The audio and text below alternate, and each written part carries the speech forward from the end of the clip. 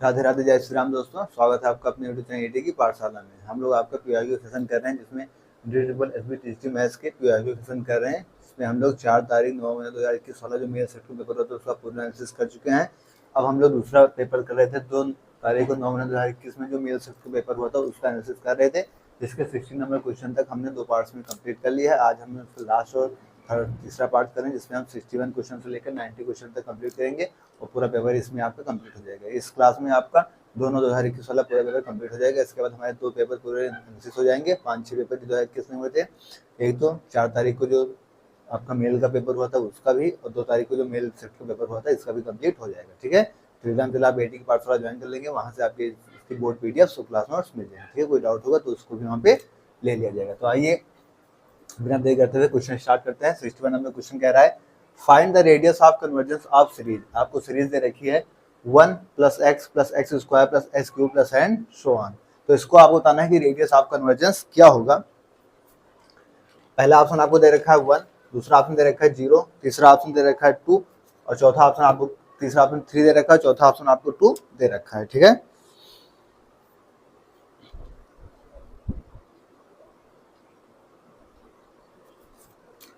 तो हमको क्या निकालना है, फाइंड द रेडियस ऑफ, हमको रेडियस ऑफ कन्वर्जेंस निकालना है। तो सबसे पहले हम इनका क्या करेंगे, इनका रेशियो, इनके बीच का डिफरेंस क्या है।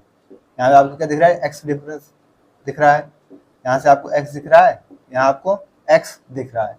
ठीक है, x/1 करेंगे तो 1 आएगा, स्क्वायर/x करेंगे तो भी x डिफरेंस आएगा, x³ करेंगे तभी आपको डिफरेंस x मिलेगा। यानी r की वैल्यू यहाँ से आपको x मिल रही है। और पूछता है सीरीज आपकी कन्वर्जेंस क्या होगा। तो जीपी सीरीज में नहीं, आपकी पूरी सीरीज आपकी कन्वर्जेंस कब होती है, जब r की वैल्यू क्या होती है, 1 होती है। तो ये वाली क्लास क्या है, 1, r = 1, तभी क्या हो जाएगा, x आपका 1 हो जाएगा और तभी आपकी सीरीज कैसी होगी, कन्वर्जेंस होगी। ठीक है, तो इसको नोट करिए, फिर इसके आगे डिस्कस करते हैं।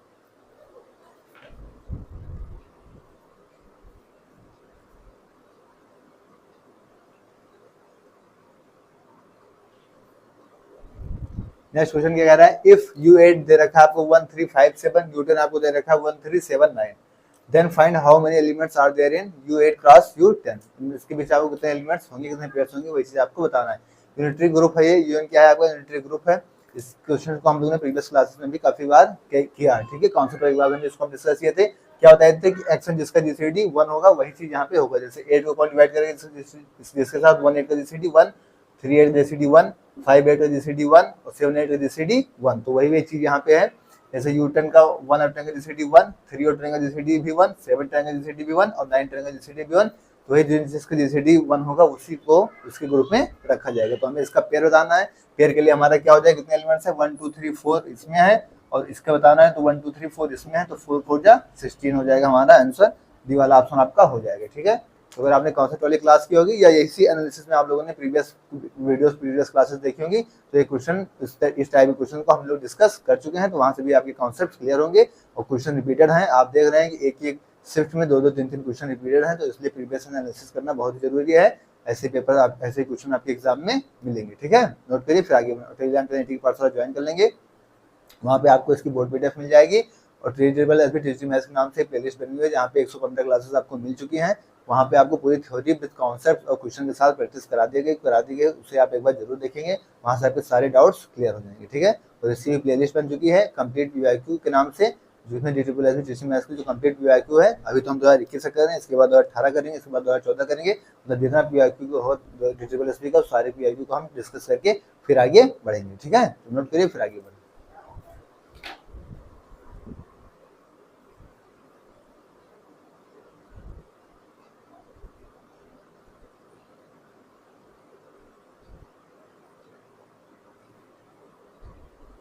नेक्स्ट क्वेश्चन 63 क्या कह रहा है, व्हिच प्रॉपर्टी स्टेट दैट, कौन सी प्रॉपर्टी कहती है that is A subset of X, A इसका सबसेट है एक्स का, B any subset and every finite subcollection, every finite subcollection of A has non limiting intersection. के पास क्या होगा, नॉन लिमिटिंग इंटरसेक्शन होगा। वेस्ट्रास प्रॉपर्टी, ये तो लिमिट और बाउंड्री बताती है, contour property, finite intersection property या फिर हेनबोरेल प्रॉपर्टी। जो भी साथी कॉन्सेप्ट वाली क्लास किए होंगे, जो ट्रिपल मैथ्स में 115 क्लासेस हैं, तो उनके लिए सेकंडों का सवाल है। ठीक है, हम ज़्यादा यहाँ पे एक्सप्लेन नहीं करेंगे क्योंकि लेंथ क्लास की लेंथ ज़्यादा बड़ी हो जाती है, इसलिए क्या करें, हम डायरेक्ट प्रॉपर्टी बता के आगे बढ़ रहे हैं। ठीक है, कह रहा है ऐसी प्रॉपर्टी जो A subset of X B any subset of X and every finite subcollection of A has non immediate intersection. Non immediate intersection किसके पास होता है? फाइनाइट इंटरसेक्शन प्रॉपर्टी ये चीज हमको बताती है। ठीक है, तो नोट कीजिए फिर आगे बढ़े। और जिनको सारी प्रॉपर्टीज के बारे में जानना है वो जाके डिजिटल एसबी डिस्ट्रिक्ट मैथ्स की कॉन्सेप्ट वाली क्लास करें, प्लेलिस्ट में मिल जाएगी, 115 क्लासेस उसमें है। ठीक है, नोट करिए।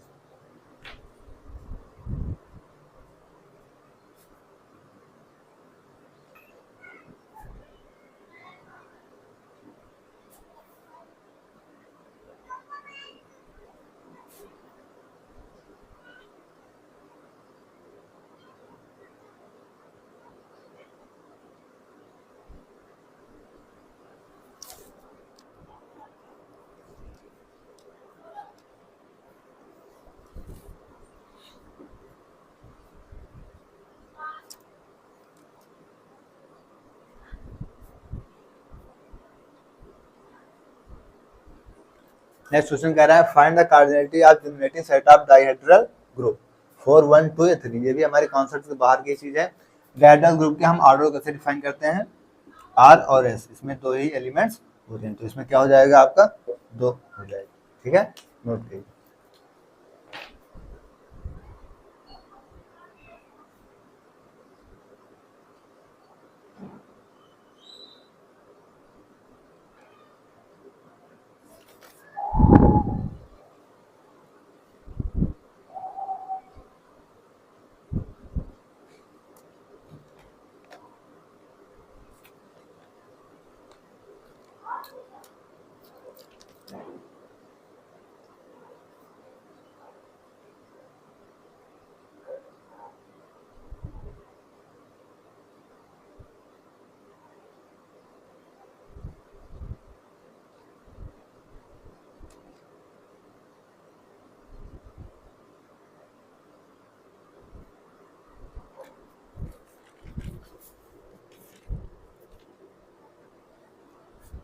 नेक्स्ट क्वेश्चन कह रहा है फाइंड रेडियस ऑफ कन्वर्जेंस। हमको रेडियस ऑफ कन्वर्जेंस निकालना है। रेडियस ऑफ कन्वर्जेंस को फॉर्मूला बताओगे तभी हम इस क्वेश्चन को कर पाएंगे। 1 + x + x² bye factorial 2 + n so on. Result है इनफाइनाइट 10 5 0। आपको बताना है कि इनमें से क्या होगा। सबसे पहले तो हमको इसको फॉर्म बनाना होगा। और रेडियस ऑफ कन्वर्जेंस क्या होता है? 1/r limit n tends to infinite upon mod में an + 1 अपॉन में an। तो हमें an और an + 1 भी चाहिए होगा। सबसे पहले हमें इसकी फॉर्म देखना पड़ेगा किस फॉर्म में बन रही है। x के पावर यहाँ देखें n - 1 अपॉन में n - 1 के फैक्टोरियल में बन रही है, जहाँ पे n क्या आपका 1 से लेकर x आपका क्या है 1 से लेकर n तक है। ठीक है, हम क्या करेंगे यहाँ से आपका an निकाल लेंगे और an + 1 ले लेंगे।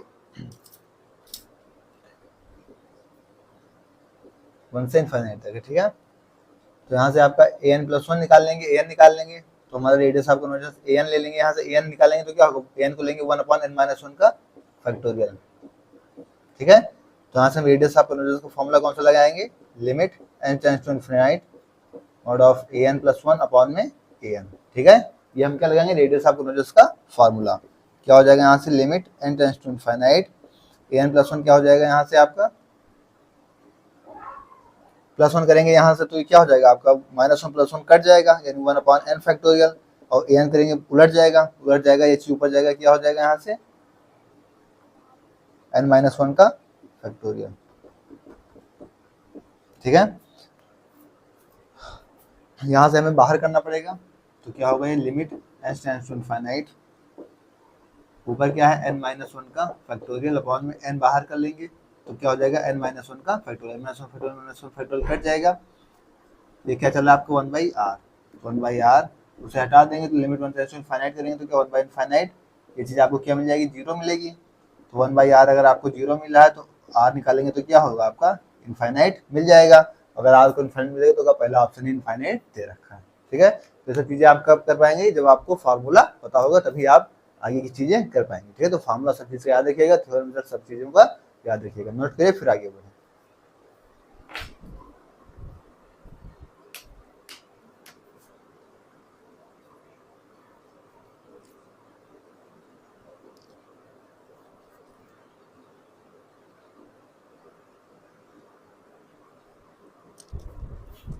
नेक्स्ट क्वेश्चन, क्या the external direct product of two abelian group is abelian if and only if both are. अगर दोनों कैसे होंगे?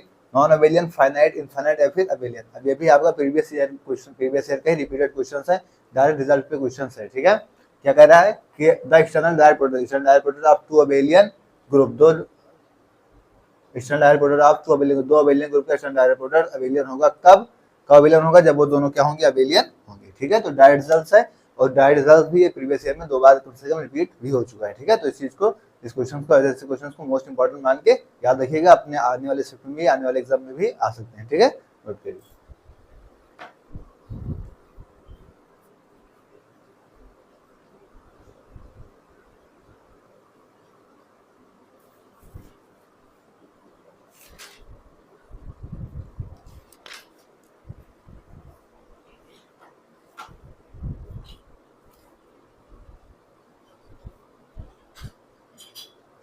नेक्स्ट क्वेश्चन कह रहा है 68, which of the following represent triangle inequality. Triangle inequality आपको इनमें से बतानी है कौन सी होगी। तो ट्रायंगल इनइक्वालिटी आपकी क्या होती है, D of X Y is less than D of X Y plus D of Y Z. तो अब इनमें से आपको ढूंढना है कि इनमें से कौन सी है। पहला देख रहे हैं D of X Y plus D of Y Z, ये आपको देखा ग्रेटर देन जीरो, ये तो गलत। दूसरा कह रहा है D of X Y plus D of Y Z less than दे रखा है, less than or equal to होता है, ये भी गलत। तीसरा कह रहा है D of X Y plus D of Y Z is greater than or equal to D of X Z, यही चीज कह रहा है। यहाँ पे एक्स जेड होगा ना, एक्स जेड, तो ठीक है। तो ये कह रहा है कि डी ऑफ एक्स जेड क्या है, less than or equal to है D of X Y plus D of Y Z. तो ये ऑप्शन क्या होगा आपका, सही हो जाएगा। इसमें यहाँ पे क्या करना है, इक्वल ले दिया तो यही गलत हो गया, ठीक है। तो हमें क्या होगा, हमें कॉन्सेप्ट क्लियर होंगे तो हम डायरेक्ट ऑप्शन सभी एलिमिनेट कर लेंगे, ठीक है। तो नोट करिए, फिर आगे बढ़ते हैं।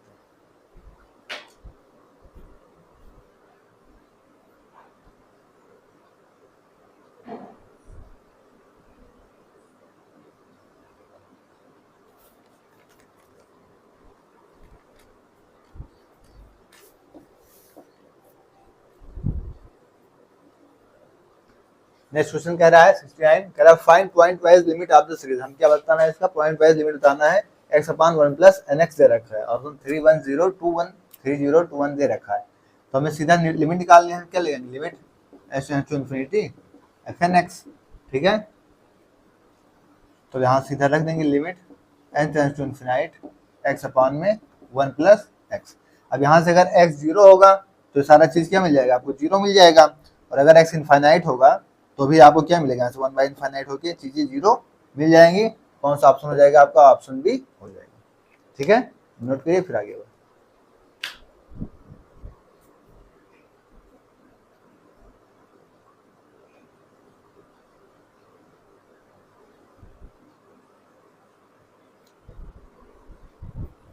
नेक्स्ट क्वेश्चन कह रहा है which of the following intervals are infinite. इनमें से कौन सा इंटरवल आपका इनफाइनाइट है। तो हमें सामने देखने से ये पता चल रहा है कि हमारा कौन सा इंटरवल्स क्या है, इनफाइनाइट है। बाकी ये भी इंटरवल का फाइनाइट है, ये भी फाइनाइट है, और ये भी फाइनाइट है, ठीक है। तो नोट करिए, फिर इसके आगे बढ़ते हैं।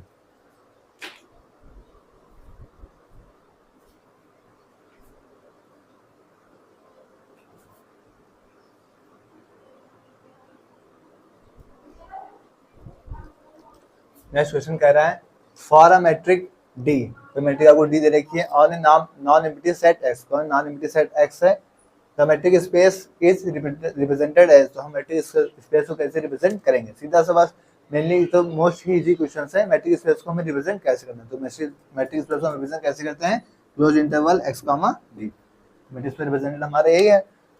तो क्लोज ओपन नहीं, क्लोज ओपन क्लोज नहीं, ओपन नहीं क्लोज, तो हम कैसे रिप्रेजेंट करते हैं, डी वाला ऑप्शन आपको हमारी तरह दिख रहा है, ठीक है। तो सब नॉर्मल से कॉन्सेप्ट वाले क्वेश्चन है, ऐसे भी मोस्ट इजी क्वेश्चन भी कुछ आते हैं। तो अगर हमारे कॉन्सेप्ट क्लियर है तो हम इनको आसानी से कर पाएंगे, ठीक है। नोट करिए।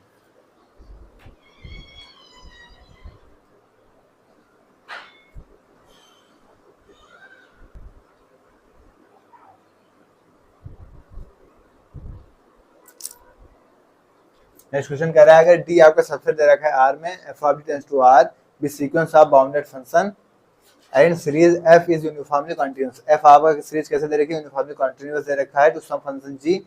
तो फिर जी कैसा होगा, जी आपका कैसा होगा, ये आपका सीधा क्या है, रिजल्ट है कि अगर डी आपका सबसेट दे रखी है आर पे और आप डी से आर सीक्वेंस हो रही है, वो भी क्या है, बाउंडेड फंक्शन है। एफ क्या है आपका, यूनिफॉर्मली कंटीन्यूअस फंक्शन है, तो जी कैसा होता है, बाउंडेड होता है। तो जी कैसा होता है आपका, जी आपका बाउंडेड होता है। और जो इमेज ऑफ एफ होती है, इमेज ऑफ ये भी एफ, ये भी आपकी कैसी होती है, बाउंडेड होती है। तो जी आपका कैसा होगा, बाउंडेड, पहले ही ऑप्शन में दे रखा है। ठीक है, नोट करिए फिर आगे बढ़े।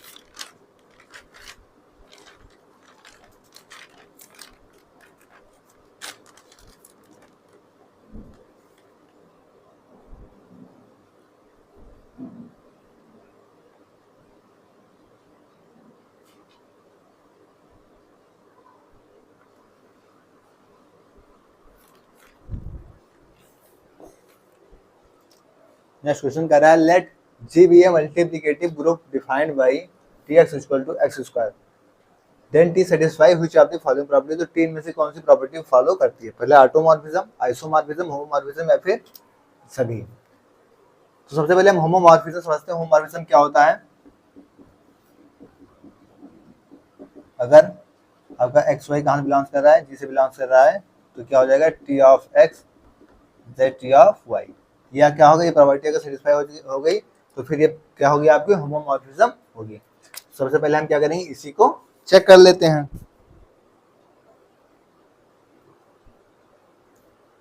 ठीक है, तो पहले हम आरएचएल देखते हैं कि टी ऑफ एक्स वाई को ले लेते हैं, तो यहाँ से क्या होगा, टी ऑफ एक्स वाई। अब यहाँ पे डिफाइन किया गया x square, T of x क्या मिल गया, एक्स स्क्वायर, मतलब ये यहाँ से क्या मिल जाएगा आपका, एक्स स्क्वायर और वाई स्क्वायर मिल जाएगा। फिर जो हम राइट हैंड को देखते हैं, T of X T of Y, तो यहाँ से क्या मिल जाएगा, इसका एक्स स्क्वायर मिलेगा, इसका वाई स्क्वायर मिल जाएगा, क्योंकि टी ऑफ एक्स क्या मिला है, हमको एक्स स्क्वायर मिला है, यानी आपको मिलेगा एक्स स्क्वायर वाई स्क्वायर। अब R H L H L क्या है, दोनों इक्वल है, मतलब प्रॉपर्टी आपकी कौन सी, होमोमॉर्फिज्म वाली सेटिस्फाई कर रही है, तो फिर कौन सी प्रॉपर्टी हो जाएगी आपकी, होमोमॉर्फिज्म हो जाएगी। ठीक है, तो इस तरीके के कॉन्सेप्ट अगर आपके क्लियर है तो फिर कोई दिक्कत नहीं होगी, नोट करिए।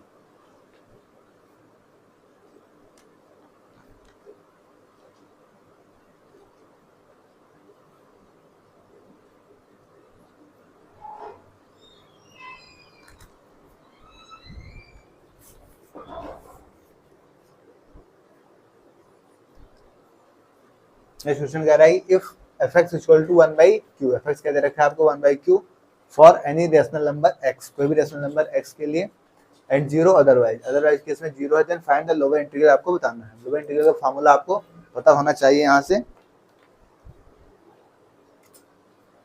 लोअर इंटीग्रल फार्मूला क्या होता है, a से b F X D X equal to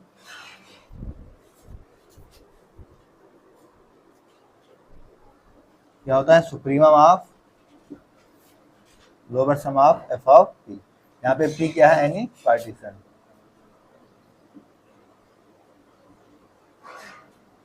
on integral I. ठीक है, तो ये फॉर्मूला जब आपको पता होगा तब आप कर पाएंगे।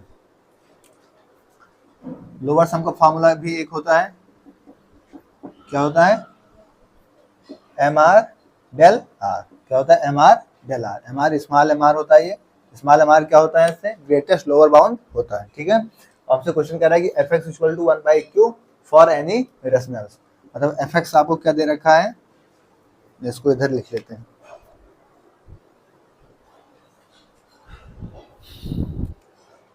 ठीक है, एफ एक्स आपको यहाँ पे क्या दे रखा है, 1/q यहाँ पे क्या होगा, x कोई भी रेशनल्स होगा, 0 होगा किसमें, अदरवाइज के केस में, ठीक है।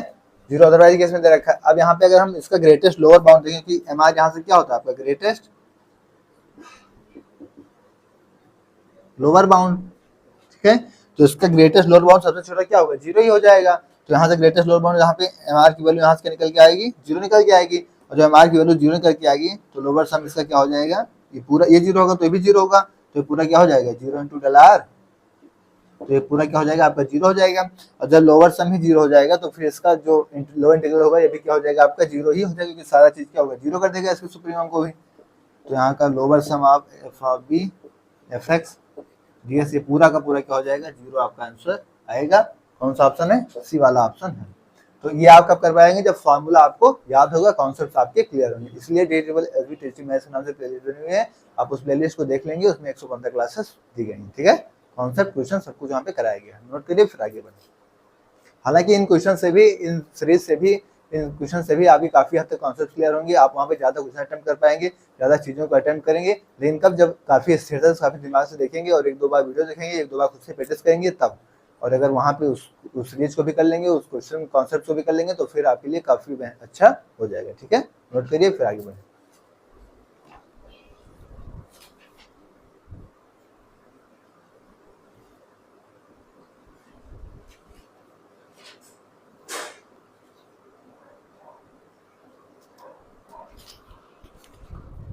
नेक्स्ट क्वेश्चन कह रहा है अ टोपोलॉजिकल स्पेस इज, कोई भी topological space if every point x of x has neighborhood base consisting of compact neighborhood।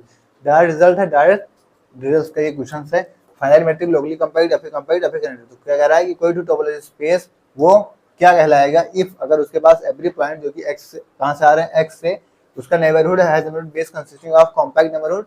Compact neighbourhood पे जब बेस करेंगे तो क्या हो जाएगा, वो आपका लोकली कंपैक्ट हो जाएगा, ठीक है। डायरेक्ट रिजल्ट है, नोट कर लीजिए।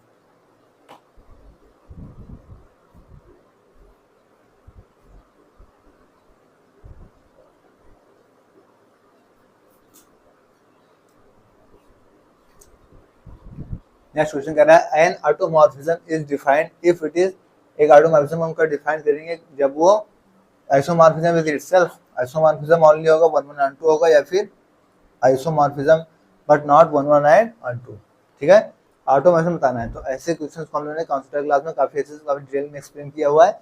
क्या हुआ है कि 1 लाइनर क्वेश्चन है ये, कि आपको ऑटोमॉर्फिज्म कब होता है, जब वो आइसोमॉर्फिज्म होता है विद इटसेल्फ, ठीक है। डायरेक्ट रिजल्ट पे क्वेश्चन है, ऐसे क्वेश्चन को आप देखते ही सेकंड में करके आगे बढ़ना है, ठीक है। नोट करिए फिर आगे बढ़े।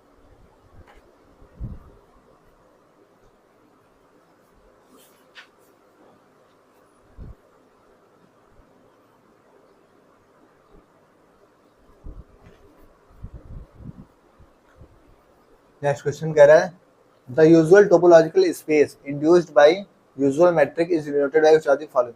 अब यूजुअल मैट्रिक स्पेस कैसे डिनोट किया जाता है, इतना इजी क्वेश्चन है, आपके एग्जाम में ही पूछा जाता है। कैसे डिनोट किया जाता है यूजुअल मैट्रिक स्पेस आपका d of x equal to mod of x minus y, ठीक है। ऐसे तो डिनोट किया जाता है। कॉन्सेप्ट वाली क्लास क्या होगा तो उसमें पे तो हर स्टेप में हर क्वेश्चन में इसको लिखा भी गया है। तो आपको कौन सा ऑप्शन में है, d ऑफ x यहाँ पे प्लस में दे रखा है, दूसरा ये ऑप्शन आपको दे रखा है d of x equal to mod of x minus y, ठीक है। मोस्ट इजी क्वेश्चंस है, ऐसे क्वेश्चंस आपके एग्जाम में पूछे जाते हैं, ठीक है। नोट करिए फिर आगे बढ़ते हैं। डायरेक्ट रिजल्ट में क्वेश्चन, डायरेक्ट बेस्ड क्वेश्चन है आज के इस वाले सेट में, तो काफी क्वेश्चन आपके डायरेक्ट बेस्ड पर ही आए हुए हैं, ठीक है। नोट करिए फिर आगे बढ़े।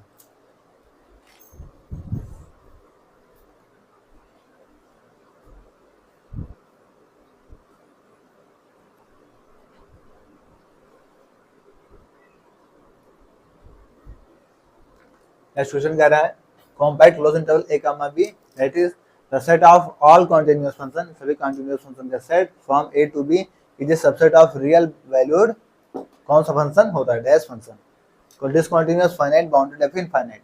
तो सीधा सीध है कि आपका कोई सेट दे रखा है, अगर वो कंटीन्यूअस है उसके सभी फंक्शंस में a से b में, तो फंक्शन आपका कैसा होता है, बाउंडेड फंक्शन होता है। तो फंक्शन आपका कैसा होता है, वो बाउंडेड फंक्शन होता है। तो कौन सा ऑप्शन हो जाएगा आपका, सी वाला ऑप्शन हो जाएगा। डायरेक्ट रिजल्ट बेस्ड क्वेश्चन है, नोट कर लीजिए।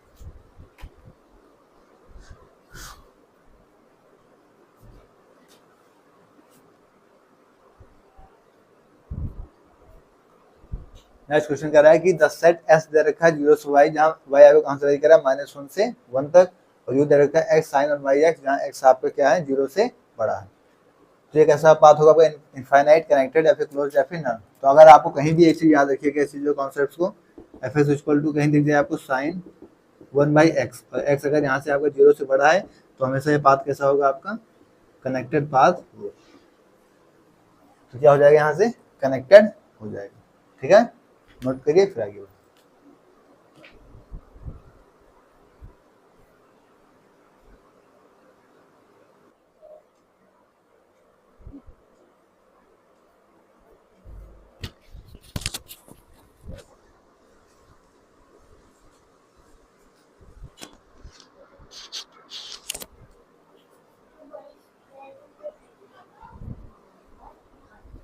नेक्स्ट क्वेश्चन कह रहा है अगर x बिलोंग्स कर रहा है x से such that d of x less than equal to r defined in metric space is known as, तो यहाँ पर कौन सी बात कहलाएगी, semi open, semi close, open या फिर क्लोज। तो मोस्ट इजी क्वेश्चंस है।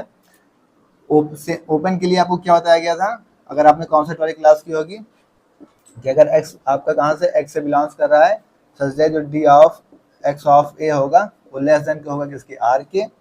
ठीक है, और क्लोज के लिए आपको क्या बताया गया था कि अगर x आपका बिलोंग्स कर रहा है x से, तो सच है जो d ऑफ x से होगा वो क्या होगा, लेस देन और इक्वल टू r होगा।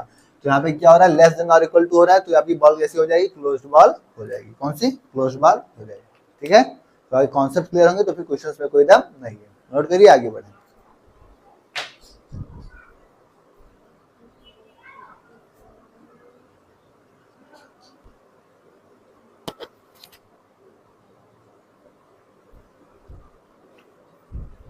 नेक्स्ट क्वेश्चन कह रहा है if the contour is closed end does not intersect itself, अगर खुद को कॉन्टोर आपका क्लोज्ड है और खुद को इटसेल्फ मतलब इंटरसेक्ट नहीं कर रहा है, दैट इज कर्व। तो आपका कर्व कैसे कहलाएगा, ऐसे कर्व को हम क्या कहते हैं, या तो सिंपल एंड क्लोज्ड कर्व, या फिर क्या कह देते हैं, जॉर्डन कर्व कहते हैं। ठीक है, किसको, जो क्या हो, क्लोज्ड हो अपने काउंटर के साथ और खुद को इंटरसेक्ट नहीं करता, तो आपका सिंपल क्लोज कर्व या फिर जॉर्डन कर्व कहलाता है। तो ऑप्शन में देखेंगे ओपन और नहीं जॉर्डन, जॉर्डन ने रखा तो ये क्या होगा, आपका आंसर हो जाएगा। तो सब कॉन्सेप्ट और एक चीजें हैं आपके दिमाग में बैठी होनी चाहिए। नोट करिए, आगे बढ़े।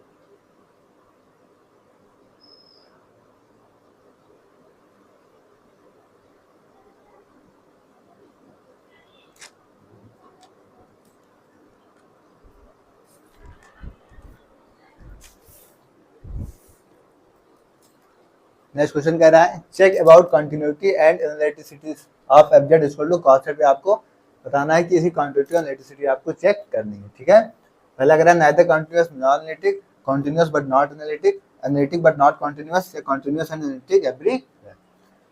तो फंक्शन आपको क्या दे रखा है, F Z equal to cos Z, Z के हम क्या जानते हैं, एक्स प्लस आयोटा वाई जानते हैं, तो उसको लिखेंगे cos X plus iota Y, cos A plus B लगा लेंगे, तो cos x cos iota y minus में sin x sin iota y। ठीक है, cos x वैसे रहेगा, इसको क्या करें, हाइपरबोलिक में बदलेंगे, यहाँ से क्या हो जाएगा, cos हाइपरबोलिक y माइनस में ये sin x ऐसे रहेगा, और sin आयोटा y क्या हो जाता है, sin हाइपरबोलिक y। तो i के साथ क्या आएगा यहाँ पे, sin हाइपरबोलिक y। अब यहाँ से हम क्या करेंगे, आपका ये u बन गया, ये भी u प्लस आयोटा v वाले फॉर्म में, तो इसको हम उस फॉर्म में लिख लेते हैं, cos x cos hyperbolic y plus में आयोटा, यहाँ पे माइनस इसके अंदर कर देते हैं sin x sin hyperbolic y। अब इतना फंक्शन आपको क्या दिख रहा है, u, और इतना फंक्शन आपको क्या दिख रहा है, v। तो u प्लस आयोटा v वाला फॉर्म बन गया, u बन गया आपका v बन गया। तो फंक्शन तो हमारा कंटिन्यूअस दिख रहा है, तो कह रहा है नाइदर कंटिन्यूअस, तो ये ऑप्शन तो क्या है, गलत। कंटिन्यूअस बट नॉट एनालिटिक, तो कंटिन्यूअस तो दिख रहा है, एनालिटिक हमें चेक करना पड़ेगा। एनालिटिक बट नॉट कॉन्टिन्यूस, ये भी गलत हो गया कि कॉन्टिन्यूस तो है। कॉन्टिन्यूस एंड एनालिटिक एवरीवेयर, तो ये दो ऑप्शन क्या हो गए, फंस गया। हमको चेक करना है एनालिटिक है या नहीं है। तो एनालिटिक के लिए हम क्या करते हैं, सीआर इक्वेशन को सेटिस्फाई कराते हैं हम। तो सीआर इक्वेशन क्या हो गया आपकी, del you over del x equal to क्या हो जाएगी यहाँ पे, del we over del X, और del you over del Y equal to क्या होगा, माइनस में del we over del X, del we over del Y होगा, सॉरी। ठीक है, तो अगर ये दोनों इक्वेशन क्या होंगे यहाँ से सेटिस्फाई कर गए तो हमारा सीआर इक्वेशन सेटिस्फाई कर जाएगा। ठीक है, तो यू क्या ले लेंगे हम, इसका यू करेंगे अगर del you over del X करके देख लेंगे, तो डेल ओवर डेल एक्स करेंगे, कॉस से क्या हो जाएगा, माइनस में साइन एक्स हो जाएगा, ये ऐसे ही रहेगा। तो अगर del you over del X करेंगे यहाँ से हम, तो del you over del X करेंगे तो कॉस हाइपरबोलिक वाई तो ऐसे रहेगा कांस्टेंट, और कॉस ऐसा क्या हो जाएगा, माइनस में साइन एक्स। ठीक है, और डेल यू ओवर जब डेल वाई करेंगे, तो del you over del Y करेंगे तो वाई के साथ साइन में क्या हो जाएगा, कॉस हो जाएगा, माइनस इसके साथ ऐसे रहेगा ही, माइनस बाहर, साइन एक्स आपका क्या होगा, कांस्टेंट के रूप में रहेगा, और कॉस क्या हो जाएगा, कॉस हाइपर, साइन का क्या हो जाएगा, कॉस हाइपरबोलिक वाई। ठीक इसी तरीके से हम यहाँ पे क्या निकालेंगे, del we over del X निकालेंगे। तो del we over del X निकालेंगे तो क्या हो जाएगा, एक्स के में साइन का कॉस हो जाएगा, माइनस तो रहेगा साथ में, तो माइनस में कॉस एक्स, और ये आपका ऐसे कांस्टेंट के रूप में रहेगा साइन हाइपरबोलिक वाई। ऐसे del we over del Y निकालेंगे यहाँ से, तो del we over del Y निकालेंगे तो यहाँ पे माइनस है, माइनस तो इसके साथ रहेगा, और वाई क्वेश्चन करेंगे तो साइन का क्या हो जाएगा, कॉस, तो माइनस में क्या हो जाएगा, कॉस हाइपरबोलिक वाई, और साइन एक्स क्या होगा, ऐसे कांस्टेंट के रूप में बना रहेगा। हमको क्या देखना था कि del we over del x equal हो जाएगी इसके del we over del Y के, तो del we over del X इसके इक्वल हो जाए del we over del Y के। तो del we over del X जो है आपका, ये किसके इक्वल है, del we over del Y के, ये दोनों क्या इक्वल है, minus cos hyperbolic sine X minus cos hyperbolic sine X, मतलब ये क्या हो गई आपकी, ये इक्वेशन सेटिस्फाई कर गई। दूसरी क्वेश्चन देखते हैं, del we over del y जो होगा माइनस में del we over del x equal होगा, तो डेल वी ओवर जो डेल वाई होगा यहाँ पे किसमें होगा, sine hyperbolic y cos hyperbolic x के इक्वल हो जाएगा। मतलब सीआर इक्वेशन हमारी क्या हो रही है, सेटिस्फाई हो रही है। ठीक है, तो सीआर को सेटिस्फाई हो रही है तो कंटिन्यूअस भी हो रहा है, एनालिटिक भी हो रहा है। यहाँ पे कंटिन्यूअस के साथ एनालिटिक नहीं बोला, तो ये भी ऑप्शन गलत हो गया आपका, कंटिन्यूअस एंड एनालिटिक एवरीवेयर। ठीक है, तो यही क्या हो जाएगा हमारा ऑप्शन। ठीक है, तो नोट करिए, फिर इसके आगे बढ़ते हैं। ये सब क्वेश्चंस आप कब कर पाएंगे, जब आपके कॉन्सेप्ट पूरे तरीके से क्लियर होंगे, आपको किसी चीज में कोई डाउट नहीं होगा, आप चीजें कॉन्सेप्ट पढ़े क्लास करके आए होंगे या फिर कहीं और भी पढ़ के आए होंगे। ठीक है, तो कॉन्सेप्ट अगर क्लियर होंगे तभी आप इन चीजों को कर पाएंगे। CR equation analytic continuous check करना आपको आना चाहिए। अगर किसी को साथी को कोई दिक्कत है तो वो जाके प्लेलिस्ट में DT+ मैथ्स वाली क्लास में करके ये सब सारी चीजें काफी एक्सप्लेनेशन करके वहाँ पे दिखाई गई है। ठीक है, नोट कर लीजिए, फिर इसके आगे बढ़ते हैं।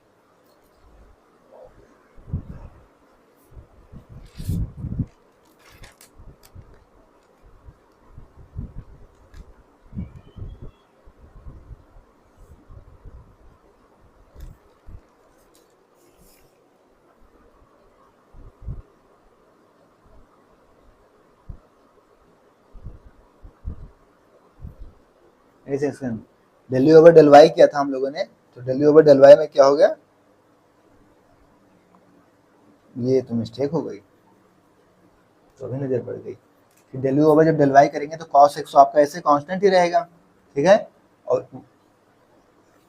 कॉस का क्या हो जाएगा, साइन हाइपरबोलिक वाई, वाई के उसमें रेस्पेक्ट में तो कर रहे हैं। ठीक है, और हम यहाँ पे देखेंगे del you over del y आपका माइनस में del b over del x के फॉर्म में जाना चाहिए, तो del you over del y आपका माइनस में del b over del x के फॉर्म में जा रहा है, कॉस एक्स हमें minus cos x sine hyperbolic y. ठीक है, सारी क्वेश्चन होल्ड कर रही है, मतलब आपका क्वांटिटी एनालिटिक दोनों भी पूरी तरीके से सेटिस्फाई कर वैसे सेटिस्फाई हो रहा था, हालांकि थोड़ा सा मिस्टेक हो गई थी। मिस्टेक्स के भी आपको छोटी छोटी चीजों पर भी ध्यान रखना है, माइनस प्लस का इधर उधर ना होने पाए। ठीक है, नोट करिए, फिर आगे बढ़ते हैं।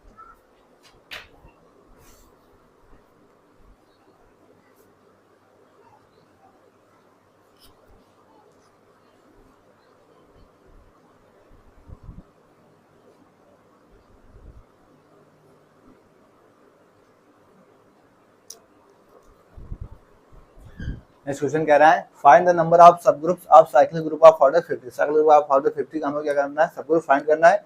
मोस्ट इजी क्वेश्चन है, इसके लिए हम लोग ने कंप्यूटर क्लास में क्या देखा था, इसका फैक्टर बनाते हैं तो 25 चौके 100 होता है, 2 को हम क्या लिख सकते हैं 2 की पावर 2। ठीक है, और 5 को क्या लिख सकते हैं 50 25, 5 की पावर 2। ठीक है,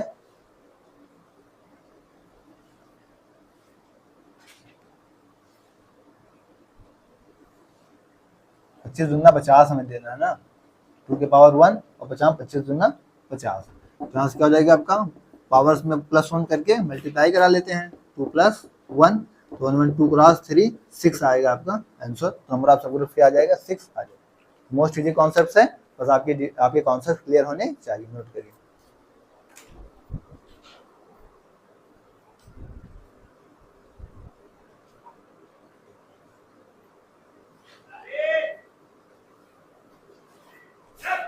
नेक्स्ट क्वेश्चन कह रहा है evaluate integration of z dz over close interval a comma b। आपको फाइंड करना है। मोस्ट इजी क्वेश्चन है, क्या करेंगे, आपको इंटरवल दे रखा है a से b पे z dz, z क्या हो जाएगा z²/2 और इंटरवल क्या है a से b। आप क्या करेंगे, लिमिट रख देंगे b² - a²/2, ये क्या होगा आपका आंसर आ जाएगा। पहले ही ऑप्शन आपको दे रखा है। तो मोस्ट इजी क्वेश्चन है, सीधा आपको डेरिवेटिव इंटीग्रेशन निकाल के लिमिट रखनी थी, बस नोट करिए।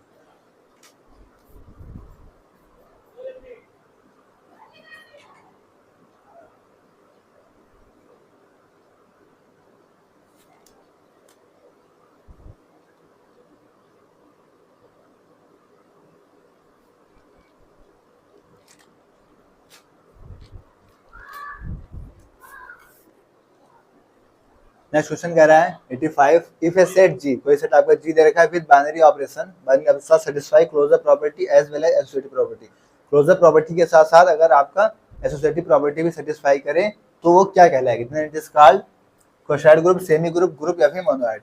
तो अगर आपका ओनली क्लोजर ग्रुप सेटिस्फाई किया जा रहा है तो आप वो क्या कहलाती है, कोसाइड कहलाती है। अगर क्लोजर ग्रुप के साथ साथ क्या एसोसिएटिव भी सेटिस्फाई कर रही है एसोसिएटिव प्रॉपर्टी को भी, तो वो आपकी क्या कहलाती है, सेमी ग्रुप कहलाती है।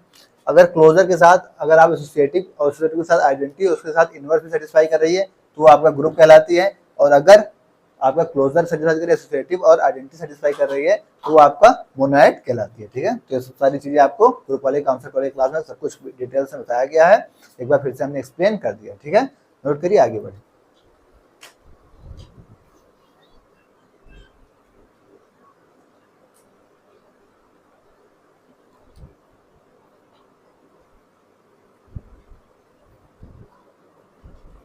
नेक्स्ट क्वेश्चन डिस्कस कर रहा है फिर थ्योरम स्टेट दैट कौन सी थ्योरम कहती है कि if an entire function is bounded, अगर पूरा इंटायर फंक्शन क्या है, बाउंडेड है for all values of z, then it is constant, वो कांस्टेंट होगी। कौन सी फंक्शन कहती है, Morera theorem, Leibniz theorem, Cauchy theorem या फिर फंडामेंटल थ्योरम। अभी सीधा थ्योरम पे डायरेक्ट रिजल्ट आया है, तो आप देख सकते हैं कितने क्वेश्चन रिजल्ट पर डायरेक्ट रिजल्ट बेस पे आपके एग्जाम में आए हुए, जाके आप सेकंडों में कर पाएंगे, क्योंकि एग्जाम में भी जानता है कि 100 क्वेश्चन 1 घंटे के अंदर करना इतना आसान है भी यूजी पीजी के टॉपिक के। तो इसीलिए आपको सीधा कॉन्सेप्ट पे, सीधा थ्योरम पे, सीधा रिजल्ट पे क्वेश्चन ही दिए जाते हैं मैक्सिमम, ताकि आप इजी वे में आपको सेकंडों में करके उसको कर पाएं। ठीक है, तो अगर आप पढ़े होंगे तो आप सेकंडों में करके आगे बढ़ जाएंगे। आपको वहाँ पे सॉल्व करने वाला ज़्यादा क्वेश्चन नहीं दिया जाता, क्योंकि वहाँ पे इतना टाइम ही कम रहता है, 2 घंटे 200 क्वेश्चन करना इतना आसान नहीं होता है। ठीक है, इसलिए एग्जाम में माइंडसेट होता है कि कम मतलब डायरेक्ट थ्योरम से रिजल्ट से ऐसे क्वेश्चन उठा लेना, ताकि आप सेकंडों में उसको करके आगे बढ़ पाएं। नहीं तो 2 घंटे 200 क्वेश्चन करना, 1 घंटे 100 क्वेश्चन करना पॉसिबिलिटी ही नहीं है यूजी पीजी को भी।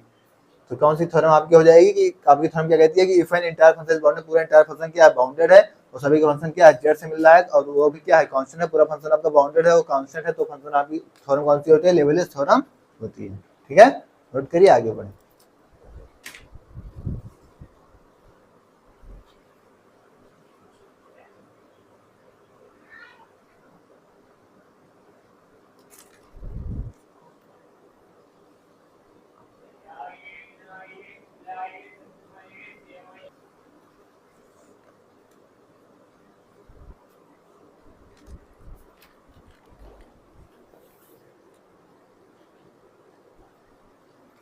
नेक्स्ट क्वेश्चन कह रहा है find the residue f of z equal to z plus 1/z plus 1/z cube plus and so on at z equal to infinite.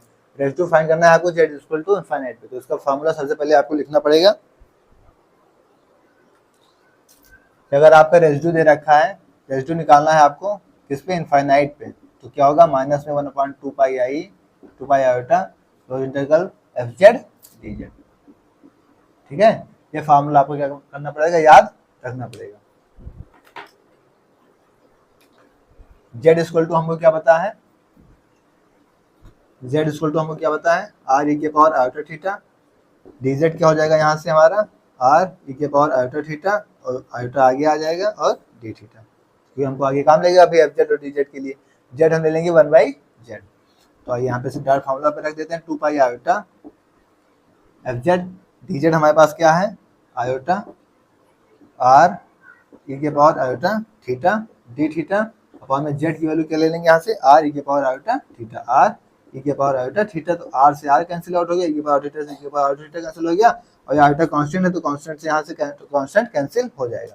यहाँ क्या बच गया -1/2 पाई और इंटीग्रेशन में क्या हो गया यहाँ पे डी थीटा का लिमिट कहाँ से जाएगी आपकी 0 से लेकर थीटा कहाँ से 2 पाई तक वेरी करेगा तो 0 से क्या होगा यहाँ से 2 पाई तो 0 से 2 पाई तो -1/2 पाई और यहाँ से थीटा आएगा और यहाँ से लिमिट रख देंगे इसकी 2 पाई -1/2 पाई और यहाँ से 2 पाई -0 हो जाएगा 2 पाई -0 तो 2 पाई से 2 पाई कैंसिल आउट हो गया तो यहाँ से क्या आ जाएगा -1 आपका आंसर आ जाएगा तो res to z equal to infinite पे हमारा क्या आ जाएगा -1 इसका आंसर आएगा तो बी वाला इसका आंसर हो जाएगा। ठीक है तो फॉर्मूला पता होना चाहिए फॉर्मूला पता होगा तो आप इजी वे में इसको कर पाएंगे। ठीक है नोट करिए फिर आगे बढ़े।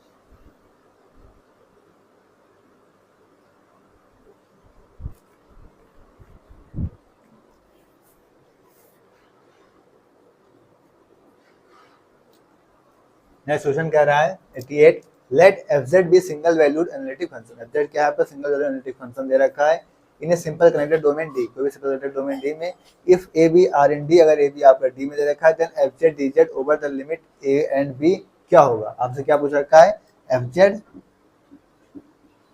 dz over the limit a से b में क्या होगा where fz is an indefinite integral of fz जहां fz क्या है आपका इंडेफिनिट इंटीग्रल है किसका fz का तो यहाँ पे सीधी सी बात क्या हो जाएगा आपका सीधा सिंपल सी चीज fz ही हो जाएगा आपके ऑप्शन में भी वही चीज दे रखा है। ठीक है इंडेफिनिट इंटीग्रल में भी दे रखा है तो यहाँ से क्या हो जाएगा आपका f ऑफ z हो जाएगा और लिमिट क्या हो जाएगा a से b तो यहाँ पे b रख देंगे आप f ऑफ b और माइनस में क्या होगा f ऑफ a तो डायरेक्ट क्वेश्चन ही दे रखा है ज्यादा कुछ करने की जरूरत ही नहीं है तो ऑप्शन कौन दे रखा है f of b minus f of a b वाला ऑप्शन आपको दे रखा है। क्वेश्चन देखने में बड़ा है लेकिन है सेकंडों का क्वेश्चन। ठीक है नोट करिए आगे बढ़े देख के डरना नहीं है।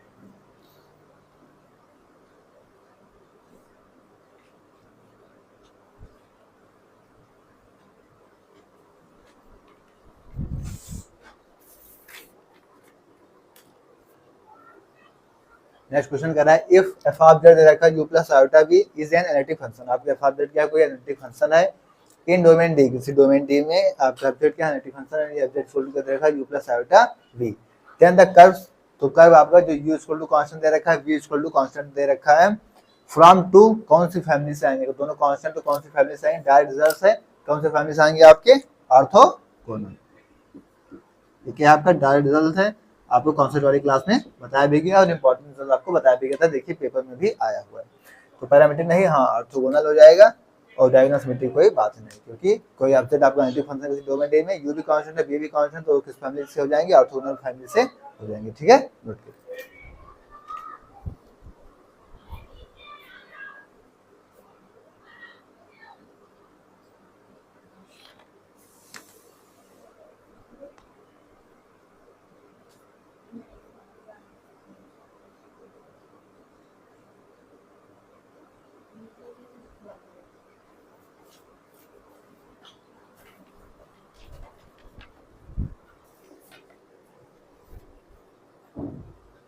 नेक्स्ट क्वेश्चन 19 में क्वेश्चन आ गया इस पेपर का लास्ट क्वेश्चन जो मैथ का आया हुआ था कह रहा है if a function fz is continuous on A contour of length l इसकी लेंथ क्या दे रखी है l उसमें fz आपका क्या है कंटीन्यूअस है and if m is the upper bound m क्या अपर बाउंड है fz पे on c then fz dz क्या होगा आपको ये बताना है और जो m/l l ml या फिर m दे रखा है तो इसका एक फार्मूला होता है जिस चीज को कॉन्सेप्ट को आपको समझना चाहिए क्या होता है कि मॉड ऑफ fz dz। ये क्या होता है, लेस देन और इक्वल टू, ठीक है, क्या होता है, लेस देन और इक्वल टू कैपिटल में m, यहाँ पे क्या होती है, लेंथ ऑफ कंटूर सी, ठीक है। तो यहाँ पे लेस देन किसके हो जाए, कैपिटल M, और लेंथ ऑफ कंटूर सी के दे रखी है L दे रखी है, तो क्या हो जाएगा, लेस देन और इक्वल टू ml। तो किसके लेस देन और इक्वल टू होगा, FDJ आपसे पूछ रखा है, तो किसके लेस देन और इक्वल टू होगा, ml के लेस देन और इक्वल टू होगा, ठीक है। तो कॉन्सेप्ट अगर आपको पता होगा तो आप चीजें आसानी से कर पाएंगे, ठीक है। तो नोट करिए फिर आगे बढ़े।